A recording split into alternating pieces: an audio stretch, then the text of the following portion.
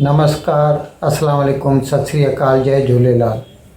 मैं हूं जी प्रेम मटलानी और आप देख रहे हैं हालात हाज़रा का प्रोग्राम। हकीकत ये है, प्रोग्राम की इब्तिदा में आपसे दरख्वास्त है, मेहरबानी फरमा कर चैनल ज़रूर सब्सक्राइब करें। नाजरीन,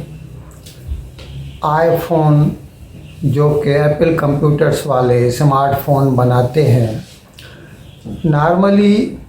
वो चीन में बनती है। कंपनी ताइवान की है, फॉक्सकॉन, और वो बनाती है चीन में।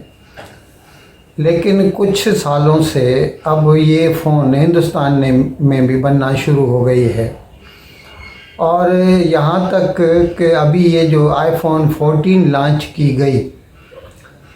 वो सिर्फ 1.5 महीना बाद में, मतलब जैसे चीन में लॉन्च हुई उसके 1.5 महीना बाद हिंदुस्तान में भी लॉन्च हो गई। और आपकी इत्तला के लिए अर्ज़ है कि आईफोन जो है हिंदुस्तान में कम से कम अभी, मतलब जो आदाद व शुमार आए हैं, स्टेटिस्टिकल डेटा जो आया है उसके लिहाज से 2021 में हिंदुस्तान में 75 लाख आईफोन बनी, जिसमें से अक्सर हिंदुस्तान में ही खपी यानी बेची गई, कुछ बाहर भी एक्सपोर्ट की गई। अब एप्पल कंप्यूटर्स वालों ने ऐलान किया है कि यहाँ पर हम अपनी, मतलब वो जो फॉक्सकॉन के थ्रू बनवाते हैं, तो इसकी जो पैदावार है हिंदुस्तान में दुगनी कर दी जाएगी, यानी 75 लाख से बढ़ाकर 1.5 करोड़ तक बनाई जाएगी। और इंशाल्लाह आइंदा साल यानी 2023 में जब आईफोन 15, अभी आईफोन 14 है जो लेटेस्ट है, मार्केट में आई हुई है, आईफोन 15 जब लॉन्च की जाएगी तो वो चीन के साथ साथ साइमल्टेनियसली यानी बैक वक्त, जैसे चीन में लॉन्च होगी तो हिंदुस्तान में भी लॉन्च कर दी जाएगी। नाजरीन, हमने आपको बताया था इमरान खान का जो फैसलाबाद का जलसा हुआ और जिसमें उसने इल्ज़ाम लगाया था बैक वक्त अपोजिशन, अभी जो गवर्नमेंट है पीडीएम वाले, उनके ऊपर और उसके साथ साथ पाकिस्तान अफवाज पर, कि भाई वो चाहते हैं कि अपनी मर्ज़ी का जो है नवंबर में जो ये जनरल बाजवा का टेन्योर पूरा हो रहा है तो नया chief of army staff appoint होगा। तो इमरान खान के बकौल पीडीएम अपनी पसंद का जो है वो चाहती है कि chief of army staff appoint हो, और वो उनका जो जवाज़ दिया गया बकौल इमरान खान के वो ये था कि क्योंकि वो लोग चोर हैं और अपनी चोरियों से बचना चाहते हैं, उसकी सज़ा से बचना चाहते हैं, इसीलिए अपनी पसंद का chief of army staff appoint करना चाहते हैं। अब इसके ख़िलाफ़ बहुत सख्त रद्द अमल आया है चारों तरफ से, मतलब सिविल सोसाइटी में या अफवाज की तरफ से, अदलिया की तरफ से,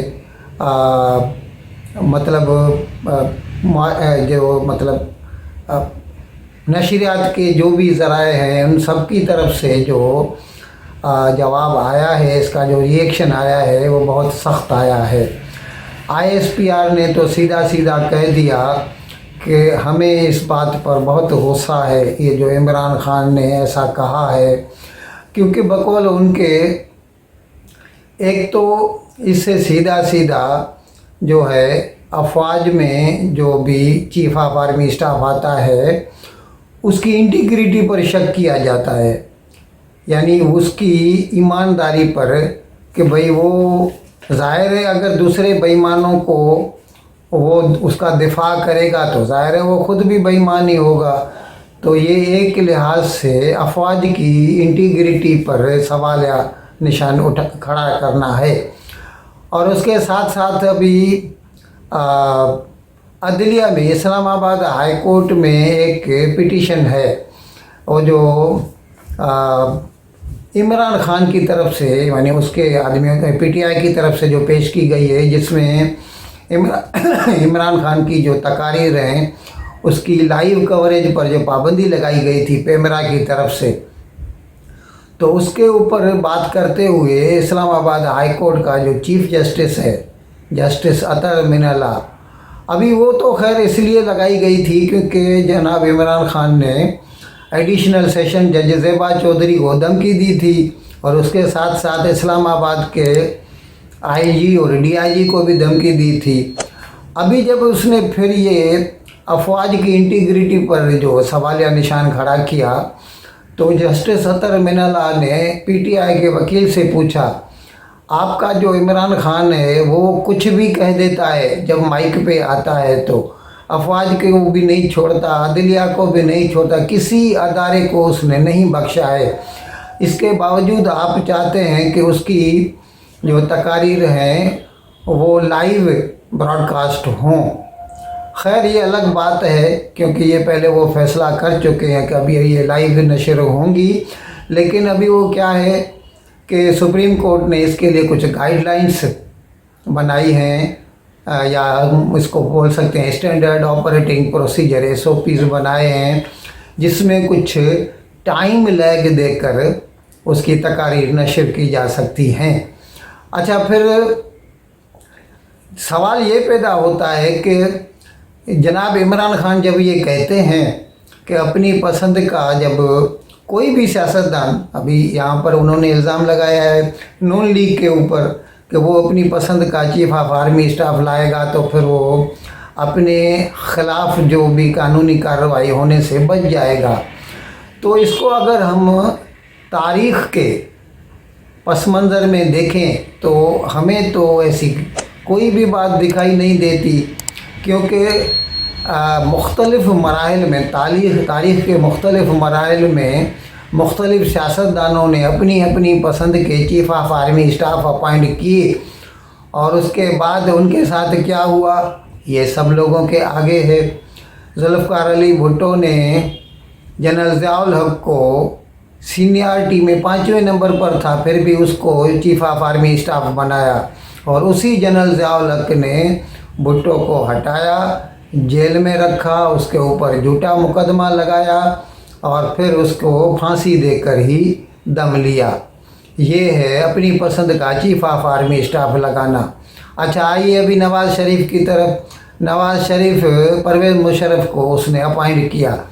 और उसी परवेज़ मुशर्रफ ने नवाज़ शरीफ को न सिर्फ हुकूमत से हटाया 99 में, बल्कि उसके साथ साथ कई महीनों तक उसे जेल में रखा और फिर ये तो सऊदी अरेबिया और दूसरे ममालिक जब बीच में आए तो फिर उसको पाकिस्तान से जलावतन कर दिया। ये है अपनी पसंद का army chief of staff appoint करने का जो है नतीजा। अच्छा, फिर अभी ख़ुद इसी को ही देख लीजिए, जनाब इमरान खान जो कह रहे हैं, इन्होंने जनरल कमर जावेद बाजवा इसको 3 साल की एक्सटेंशन दी थी 19 में, जो कि अभी ये नवंबर में ख़त्म होने जा रही है। इसी कमर जावेद बाजवा ने अगर इनकी बात को सही माना जाए, यानी इसी को यार्ड स्टिक बनाया जाए जो कि इमरान खान कह रहे हैं, तो फिर इसी कमर जावेद बाजवा ने जो है ये इमरान खान को हटाने में अपना रोल अदा किया है। तो टू कट इट शॉर्ट हम ये कह सकते हैं कि भले ही कोई ये समझे सियासतदान कि मैं अपनी पसंद का army chief of staff appoint करूंगा तो वो मेरे कहने पर चलेगा, इसमें 0% भी सच्चाई नहीं है। और एक मर्तबा कोई साहब आर्मी चीफ ऑफ स्टाफ बन जाता है तो फिर वो अपनी मर्ज़ी का मालिक हो जाता है, फिर आप भूल जाइए कि वो आपके कहने पर अमल करेगा। नाज़रीन, एक साहब ने सुप्रीम कोर्ट में दरख्वास्त दायर की है और उसमें मुख्तलिफ़ उम्मीदवारों को एक से ज़्यादा जगहों पर खड़ा मतलब कंटेस्ट करने के वो चैलेंज किया है उसने। अभी ज़ाहिर है ये इस वक्त जो 9 सीटों पर नेशनल असेंबली की 9 सीटों पर बाई इलेक्शंस होने जा रहे हैं और जो कि इनके 11 जो इस्तीफ़े दिए थे पीटीआई वालों ने, तो उसके बाद जो ईसीपी ने वो 11 सीटें जो हैं कैंसिल कर दी, उनको डिसीट कर दिया। तो उनकी जगह पर अभी 9 जगहों पर जो बाई इलेक्शंस होने जा रहे हैं, तो जनाब इमरान खान बैक वक्त 9 की 9 सीटों पर कंटेस्ट कर रहे हैं और उन्होंने नामजदगी की फॉर्म भर दिए हैं। तो एक साहब ने इसके ख़िलाफ़ जो है दरख्वास्त दायर की है सुप्रीम कोर्ट में कि ये तो एक तो ये जो है ना जो स्केर्स रिसोर्सेज हैं, पाकिस्तान को पैसे की पहले ही कमी है और फिर उसका इस तरह ज़िया करना कहाँ तक दुरुस्त है। 9 की 9 सीटों पर एक ही आदमी खड़ा होता है और अगर जीत जाए तो फिर से उसको एक सीट रख के 8 सीटें खाली करनी पड़ेंगी, फिर 8 सीटों पर एक मरतबा फिर से वो जो है बाई इलेक्शंस होंगे और इस तरह खामखा मुल्क और वतन का जो स्केर्स रिसोर्सेज हैं यानी फंड्स ज़ाया होते रहेंगे और वक्त भी ज़ाया होता रहेगा। इसलिए उसने ये दरख्वास्त दी है कि क्या अच्छा न हो कि ज़्यादा से ज़्यादा, अभी ये बैलेंस मेंटेन करना है, ज़्यादा से ज़्यादा कोई भी उम्मीदवार 2 सीटों से ज़्यादा किसी भी 2 सीटों से ज़्यादा कहीं पे कंटेस्ट न कर सके, इस किस्म का सुप्रीम कोर्ट हुक्म पास करे तो अच्छा होगा। ये मुल्क और जमहूरियत और मुल्क के जो स्केर्स रिसोर्सेज हैं उसको बचाने के भी काम में आएगा। इन अल्फाज के साथ मैं आज का प्रोग्राम ख़त्म करने की आपसे इजाज़त चाहता हूँ, लेकिन विदाई लेने से पहले एक मरतबा फिर आपसे मेरी दरख्वास्त है कि जिस किसी साहब ने अब तक हमारे इस चैनल को सब्सक्राइब नहीं किया, बराए मेहरबानी जल्द से जल्द सब्सक्राइब करें, प्रोग्राम को लाइक करें, शेयर करें और घंटी का बटन दबाना न भूलें। बहुत बहुत शुक्रिया। खुदा हाफिज़।